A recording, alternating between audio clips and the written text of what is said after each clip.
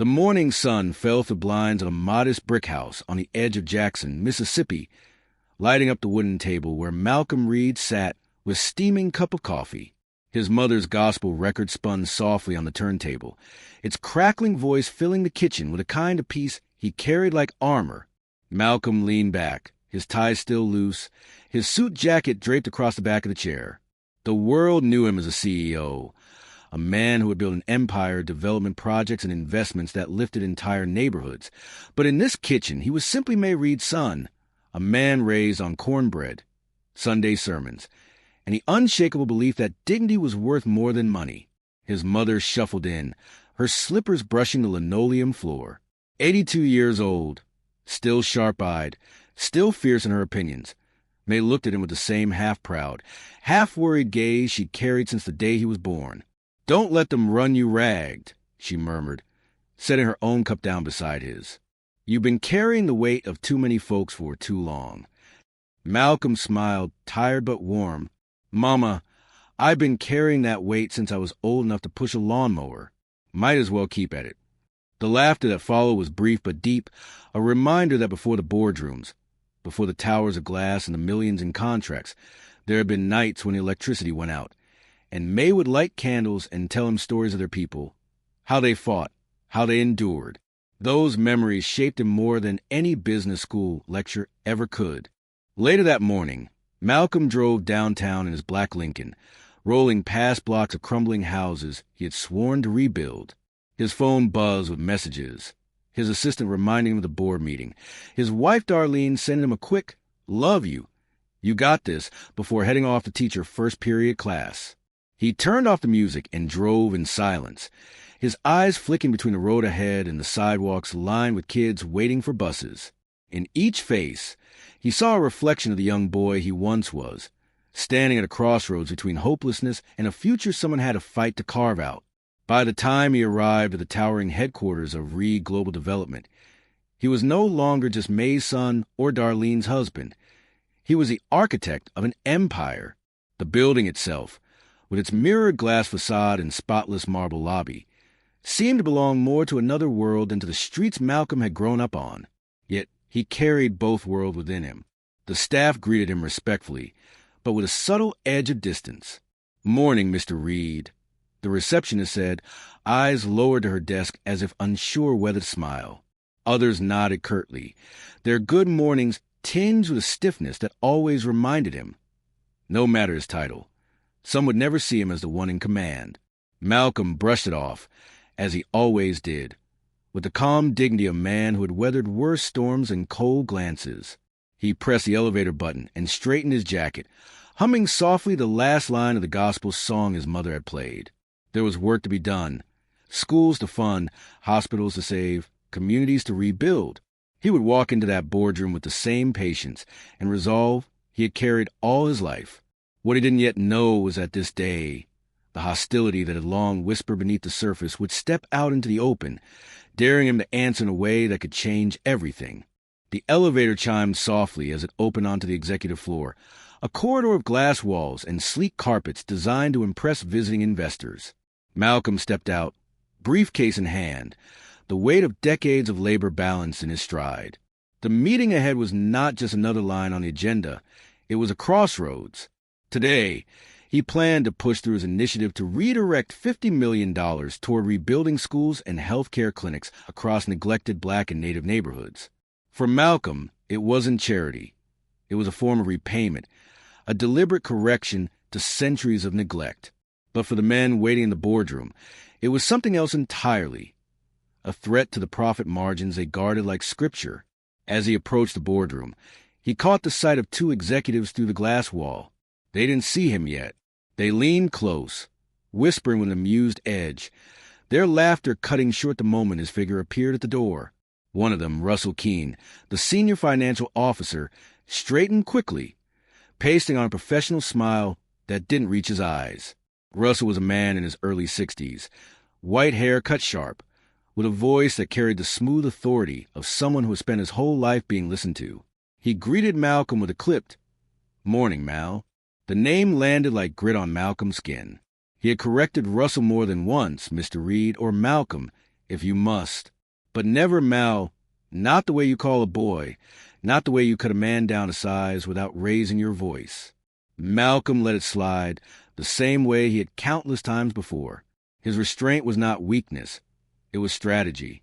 Inside the boardroom, the air felt charged, though no one said so outright. Men in tailored suits adjusted their watches, their papers, their coffee cups, anything to avoid looking directly at him. The lone woman on the board, Marjorie Wallace, met his eyes with a flicker of sympathy. But even she said nothing. Silence, he had learned long ago, was one of the sharpest tools of power. How easily it isolated a man in plain sight. Malcolm took his seat at the head of the long, polished table, his reflection staring back at him from its glassy surface. The agenda lay neatly typed before him, but before he could speak, Russell cleared his throat. "There are some preliminary matters we'd like to discuss," he said, his voice casual but deliberate. "Nothing major, just internal structuring. Won't take but a moment." Malcolm gestured lightly. "Go ahead." What followed was not a discussion, but a careful choreography of exclusion. Reports were shuffled, pages passed hand to hand, but not to him. Conversation splintered into side exchanges. Russell's voice dominated, explaining projected profits, investor appetites, the risks of overinvesting in what he called low-yield communities. Every word was dipped in civility, yet carried the unmistakable implication that Malcolm's vision was naive, even dangerous. Malcolm listened in silence, his face unreadable. The gospel melody from that morning still hummed faintly in his memory, a rhythm that steadied his pulse. He had faced classrooms where teachers told him he'd never succeed, courtrooms where judges barely glanced his way, and investors who had once laughed him out of meetings. This theater of polite dismissal was nothing new, but something different lingered in the air today, a quiet escalation. Russell's gaze was not just dismissive. It was calculating, like a man preparing to make a move. Malcolm's instincts, honed over years of navigating hostile rooms, tightened. He didn't yet know what form the strike would take, only that it was coming. When the meeting finally adjourned, Malcolm stood, thanking the room with the calm authority of a leader who did not need validation. Yet as he left, he felt the burr of eyes on his back, the silence heavier than words. In the hallway, a junior employee glanced up nervously, as if aware of a storm brewing behind those glass walls. By the time Malcolm stepped into the elevator again, his jaw was set. He had built this company from the ground up. He had weathered every storm they had thrown his way. But the unease that clung to him now was different, sharper, like the moment before a lock clicks shut. He straightened his shoulders, pressed a button for the lobby, and told himself what his mother had always said: when shadows lengthen, don't flinch. They want you to flinch. He didn't know that the next time he tried to enter that boardroom, they wouldn't just try to silence him with papers and whispers. They would bar the door itself. The next morning carried the smell of rain. Dark clouds pressed low over Jackson as Malcolm stepped out of his car and tightened his coat against the wind. His briefcase swung at his side, heavy not with papers but with conviction. Today was the day. The board would vote on whether to commit $50 million to schools and hospitals across forgotten communities. He had rehearsed his arguments, not because he doubted them, but because he knew the weight of silence he would have to cut through. This wasn't just numbers on a spreadsheet. It was history in the balance. Inside the lobby, the receptionist gave him a quick nod, her eyes darting away just as quickly. The elevator ride was longer than usual, the soft of the machinery like a drumbeat in his chest.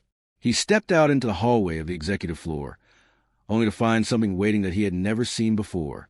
2 uniformed security guards stood planted in front of the boardroom doors. Their posture was stiff, hands clasped at their belts, eyes fixed forward as if awaiting orders. Malcolm slowed, confusion tightening across his face. "I'm here for the board meeting," he said, his voice calm, steady. The taller guard shifted slightly, but didn't move. "I'm sorry, sir. This is a restricted meeting." Malcolm blinked. Restricted? His tone carried no anger, only disbelief. "I am the chief executive officer. That meeting is not restricted to me." The guard's eyes flickered toward the glass wall. Inside, through the frosted paneling, Malcolm could make out silhouettes, suits shifting in chairs, papers being passed, the faint murmur of voices. At the head of the table, Russell Keene leaned back comfortably, his expression a mask of satisfaction. He didn't glance toward the door, but Malcolm could feel his presence like a hand pressing against him from the other side. Orders from inside, the guard said flatly, "We can't let you through." For a moment, time slowed. The hallway seemed to shrink, the sound of his mother's gospel from yesterday morning echoing faintly in his head. Malcolm could feel the stares, employees pretending to walk by, their eyes flicking quickly, phones raised just subtly enough to capture video. The humiliation was sharp, but he refused to let it show.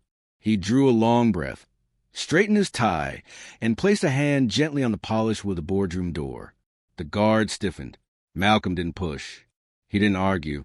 He simply let his hand rest there, as though touching something that belonged to him, something that could never truly be taken away. "I built this," he said softly, his voice barely above a whisper, but loud enough for those closest to hear. "This company, this table, that room, I bled for it when no one else would. And you're telling me I don't belong?" The guard said nothing. Their silence was the sharpest insult of all. Malcolm stepped back, his face composed, his dignity intact. He adjusted the cuffs of his shirt, lifted his briefcase, and walked away without a word. But the weight of each step was heavier than the last, every stride carrying not defeat but a gathering storm. Behind him, cameras clicked. A young intern caught his eye as he passed. Wide-eyed, shaken, phone trembling in her hand as she recorded. Malcolm gave her the slightest nod, as if to say, "Let them see." By the time he reached the elevator, the humiliation had transformed into something colder, more deliberate. He pulled his phone from his pocket and dialed his assistant. "Pull the files," he said quietly, his voice steel wrapped in velvet. "All of them." When the door slid shut, the reflection in the polished metal was not a man broken, but a man calculating.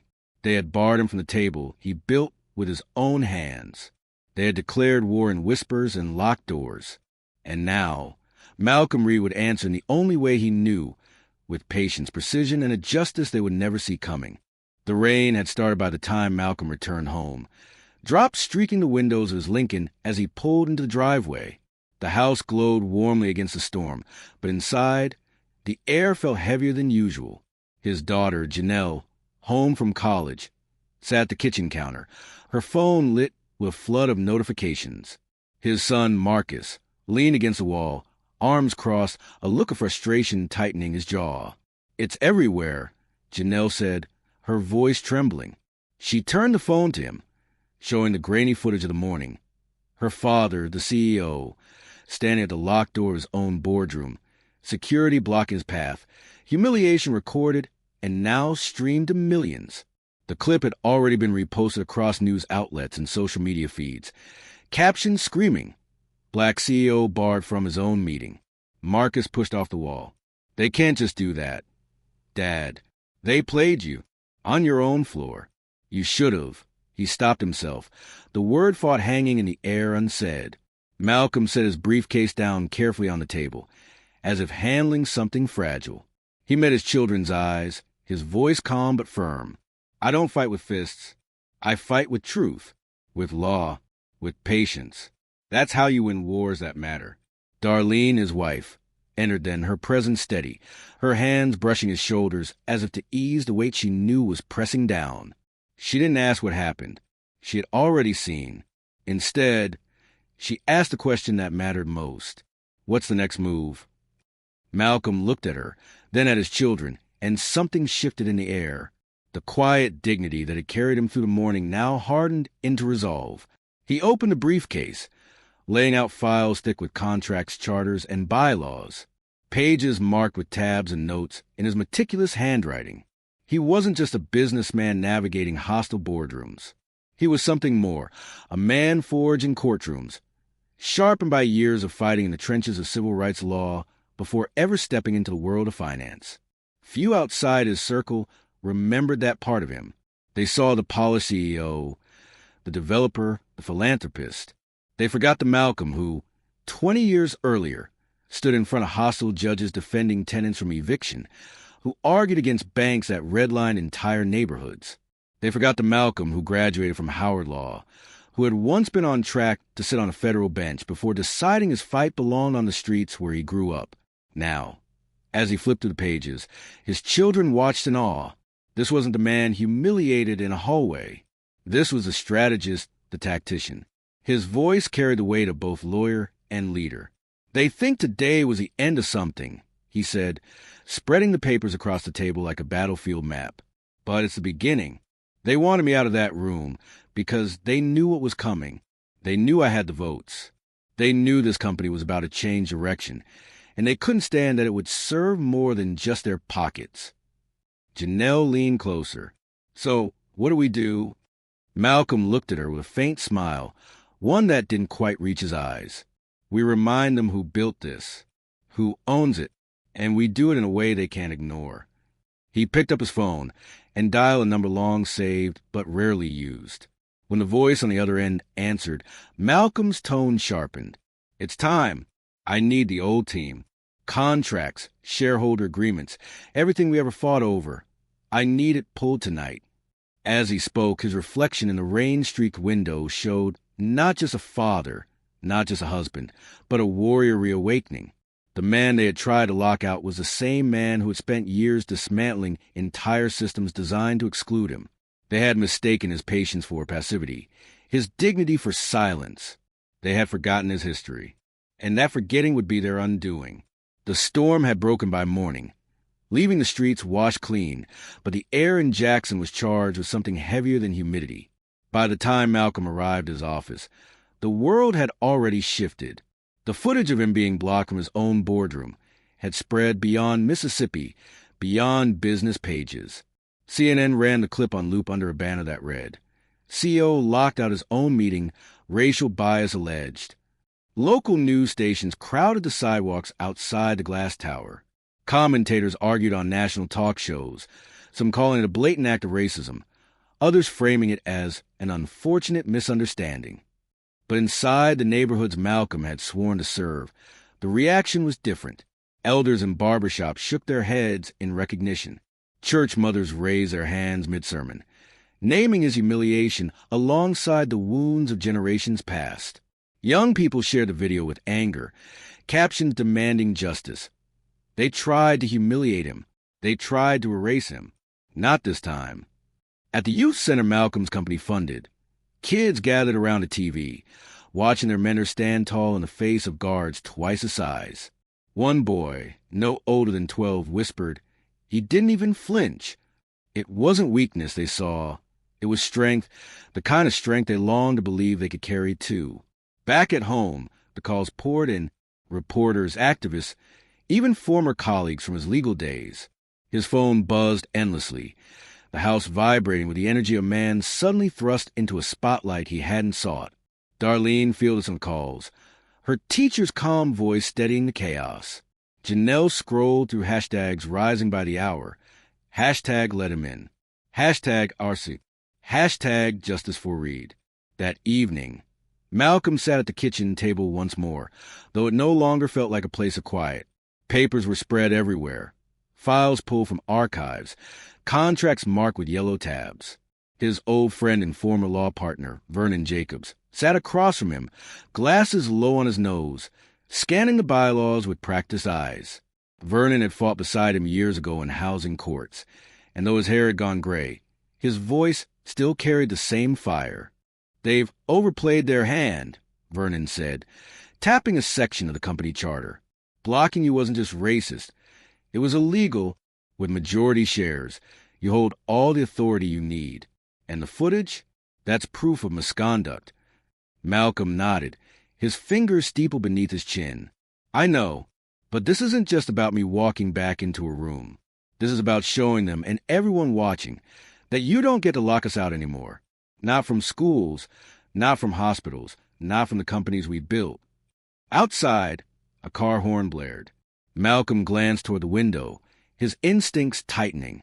He had learned long ago that attention could be both shield and sword. Supporters were gathering, but so were detractors. The more visible he became, the more exposed he was. Later that night, a news van parked at the curb. The reporter's voice drifted faintly through the window. We're outside the home of Malcolm Reed, the embattled CEO whose removal from a board meeting has sparked national outrage. Marcus shifted uneasily. They're calling it embattled, like you're the problem. Malcolm looked at his son, his face calm but resolute. Let them call it what they want. The truth has its own language, and once it's spoken, no headline in the world can silence it. In that moment, the storm outside seemed to return, not a weather but a momentum. The community was watching. The media was circling. The board thought they'd lock him out, but in doing so, they had opened a door they could never close again. The next morning, the boardroom wasn't the only place buzzing. Downtown, in a modest office suite just blocks from the courthouse, the old team had reconvened. Malcolm sat at the head of a long oak table that smelled faintly of old polish and dust, flanked by Vernon Jacobs and 3 younger attorneys he'd once mentored. The walls were lined with case files and framed photos of past victories, faces of tenants, teachers, and families that had defended against banks and landlords who thought their power unshakable. The room hummed with a familiar energy, war preparation. Malcolm spread the documents across the table, the bylaws of Reed Global Development highlighted and annotated in careful lines. They think this is about one meeting, he said, his voice low but steady, carrying the weight of strategy. It isn't. This is about whether the people who built this company, the very communities they call expendable, are going to finally benefit from it. They locked me out because they knew I was about to make them answer for more than profits. Vernon nodded, sliding a folder forward. The footage is our leverage, but the real weapon is here. He tapped the folder. Inside were financial audits, proof that the board had redirected company funds to shell projects, inflating costs and lining their own pockets. Mismanagement, fraud, and breach of fiduciary duty spelled out in ink they thought no one would find. The younger attorneys leaned forward, their pens scratching furiously as Malcolm outlined the steps. First, file a motion for an emergency shareholder meeting. Second, prepare injunctions to freeze any attempts at retaliation. Third, release a carefully worded statement to press. Not rage, not accusation, but truth laid out plainly. Every move they made, Malcolm said, looking each of them in the eye, I want documented, exposed, and turned into a case so airtight they can't wiggle through it. We don't give them anger. We give them precision. By afternoon, the strategy was already in motion. Shareholders who had quietly supported Malcolm began receiving calls. Community leaders pooled resources, buying up smaller stakes in the company overnight. The ripple grew into a wave, backed by people who had nothing to lose and everything to gain from his fight. At the same time, Malcolm drafted a letter to the press. He wrote slowly, every word deliberate, his handwriting neat and firm. When he finished, he read it aloud in the dim light of his study, his voice even. This is not simply about a man denied entry to his own boardroom. This is about the denial of communities long excluded, long silenced. Reed Global was founded to serve more than numbers. It was built to rebuild lives. I will not be barred from that purpose, nor will I allow anyone else to be. When the letter hit the press that evening, the effect was immediate. Headlines shifted. No longer just embattled CEO. Now, Reed strikes back with evidence of misconduct. Support poured in from civil rights groups, teachers' unions, and even business leaders wary of being on the wrong side of history. But the risks deepened too. Anonymous emails slipped into his inbox, warning him to walk away quietly. An unmarked car lingered outside his home one night, its headlights cutting across the lawn until Malcolm stepped onto the porch, calm and unshaken, and the car rolled slowly into the dark. Still, he didn't flinch. Every threat, every headline, every late-night phone call only confirmed what he already knew. The fight was bigger than him now. It wasn't just about a locked door. It was about breaking every lock they thought they could place on people like him. As Vernon gathered the files for court filings the next day, he looked at Malcolm with a glint of something between admiration and warning. You know they won't go quietly. They've had power too long. Malcolm closed the briefcase with a decisive click. Then they'll learn what happens when you build power on silence. And the silence finally ends. The air in the downtown conference center was thick with anticipation, the kind that made every cough echo too loudly, every shuffle of feet sound like thunder. The board had insisted on holding the emergency shareholders meeting here rather than at company headquarters, neutral ground, or so they claimed. But the truth was simpler. They didn't want to face him on his own turf. Rows of chairs filled with shareholders, employees, reporters, and community members stretched to the back walls. Television cameras clustered like vultures, their red lights blinking. The hum of whispered speculation filled the room. Would Reed step aside? Would the board bury him? When Malcolm walked in, the room quieted in an instant. He wore a charcoal suit, not flashy but commanding, his stride measured, his face composed. There was no trace of the man humiliated at the locked door, only the quiet gravity of a leader who had decided the fight would end today. The board sat at the long table on stage, their faces tight with forced professionalism. Russell Keene, in the center, shuffled his papers with the calm arrogance of a man who believed money and tradition would always shield him. He leaned into the microphone. "We are here today," he began, "to address certain misunderstandings regarding company leadership." His tone carried the same polished condescension always had, but quavered slightly under the weight of the cameras. Malcolm waited. He didn't interrupt, didn't raise his hand, didn't flinch as Russell spoke of fiduciary duty and market stability. When Russell finished, Malcolm rose slowly, buttoned his jacket, and walked to the microphone at the opposite end of the stage. His voice, when it came, was steady, clear, and resonant. "You locked me out of my own boardroom," he said simply. "No theatrics, just truth." A ripple moved through the crowd. Cameras flashed. "You told the world this company was too fragile to be guided by its founder, that it should belong to those who see our communities as low yield. But what you didn't count on," he said, holding up a thick folder, "is that I keep records. Every diverted dollar, every falsified report, every decision made in violation of this company's charter."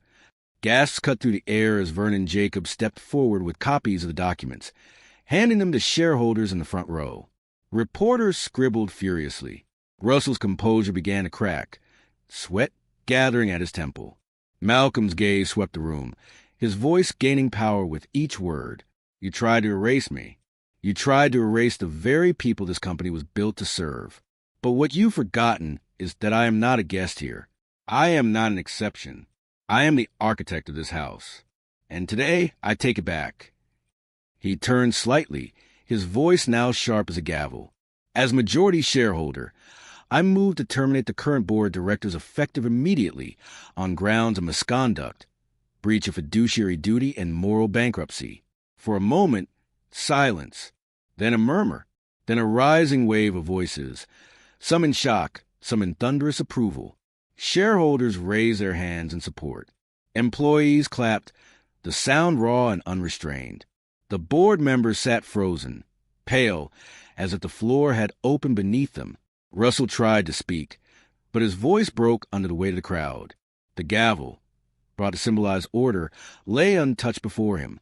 The order of things had shifted, and it no longer belonged to him. Malcolm leaned closer to the microphone, his final words deliberate, each syllable carved in stone. "You will not bar me from what I built, and you will not bar the people who have been locked out for far too long. Today, the locks come off." The applause that erupted shook the walls. The cameras surged forward. Employees wept openly. In the middle of it all, Malcolm stood still, hands at his side, eyes forward, not triumphant, not boastful, but steady. He had not won for himself alone. He had opened the door for everyone still waiting outside. The morning after the vote, the city seemed to breathe differently. Newspapers carried Malcolm's face on their front pages, headlines declaring the shakeup in bold black letters. CEO reclaims company, oust entire board. Television anchors dissected every moment of the confrontation, looping footage of Malcolm's calm declaration, his voice carrying to the conference hall like a bell that couldn't be unrung. But inside his home, the world was quieter, softer. Sunlight filtered through the blinds, spilling across the kitchen table where Amaris sat with their 2 children. Their daughter was tracing shapes in a notebook, while their son tried to mimic the bold headline letters with his pencil, tongue poking out in concentration. When Malcolm walked in, the children leapt up to hug him, their arms wrapping around his waist, their laughter filling the room. He bent to hold them, eyes closing as if to absorb the warmth that had been denied him in recent days. Amara watched him with that same knowing gaze she had worn through the entire ordeal, steady, unshaken, her love the constant that carried him through. "You look different," she said softly. Malcolm exhaled, leaning against the counter. "I feel different." His voice was quieter than the night before, almost reverent. "For once, I don't feel like I'm still fighting to be let in. The door's open now, and it's not just for me." Later that week, the company lobby was transformed. Where once portraits of old board members hung in stiff rows, photographs of employees, community partners, and families now lined the walls. Secretaries, janitors, engineers, faces that had been invisible were now honored at the heart of the building. A new plaque bore the words, "This company belongs to all who build it." The employees, many of them people of color who had endured years of quiet slights and locked opportunities, walked taller. Their eyes met his in the hallways with something different now, not just respect, but belief. A belief that the system could bend toward justice, if someone stood long enough, steady enough, to force it open. But transformation carried weight too. Reporters camped outside the building. Investors whispered about retaliation, and Malcolm knew enemies remained in shadows, waiting for him to stumble. Yet he carried none of that weight with bitterness. Instead, he carried it with purpose. One evening, after another long day of rebuilding, Malcolm stood in the parking lot alone. The sky was streaked with orange and violet, the horizon wide and endless. He thought of his grandfather, who had worked his whole life in the steel mills just to keep food on the table. He thought of his mother, who cleaned houses where she was never allowed to sit on the furniture. And he thought of every door that had been slammed in his face, every meeting where he was mistaken for the driver or the assistant. He spoke aloud, though no one was there. "This isn't just for me. This is for you. For all of you." His voice caught, but he didn't wipe his eyes. Behind him, the company's sign glowed in the fading light, no longer just a corporate logo, but a promise. The locks were gone, and the building felt different, lighter, as if it finally belonged to the people who had kept it alive all along. Malcolm turned, heading toward home, his stride unhurried. He didn't need to rush anymore. The fight was far from over, but the foundation had shifted. Justice, dignity, and legacy, those were his now.